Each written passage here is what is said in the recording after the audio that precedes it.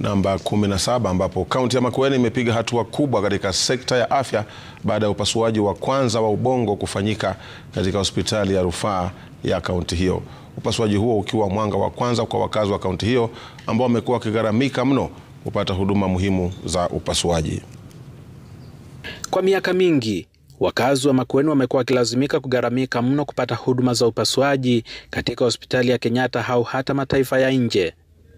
Lakini mwanga wa matumaini umeanza kuonekana baada ya upasuaji wa kwanza wa ubongo kufanyika katika hospitali ya rufaa ya Makueni. And yesterday we were actually successful. We did our first brain tumor surgery in an elderly man who's 67 years old. He had a brain tumor, a frontal lobe tumor, and we were able to do the whole case, everything from start to finish here in Makueni, in the county hospital at Wote.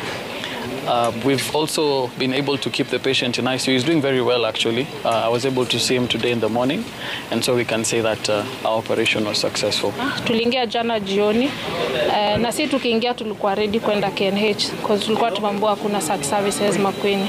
Lakini vile tulifika tumepata daktari mzuri, akatushughulikia, akatuelezea process vile iko na vile watafanya. Akasema ni kitu inaweza fanyika Makueni na hivyo hatufai kwenda KNH.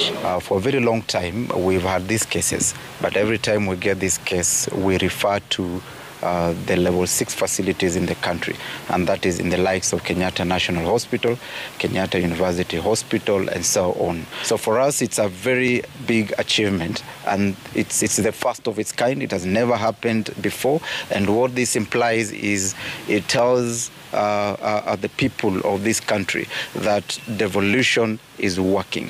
Upasuaji huo wa ubongo Makueni umetajwa kuwa mafanikio makubwa katika sekta ya afya na hususan kwenye serikali za ugatuzi.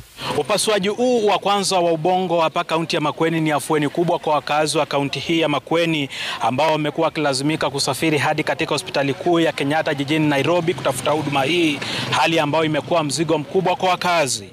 Michael Mtinda, runinga ya Citizen, kaunti ya Makueni.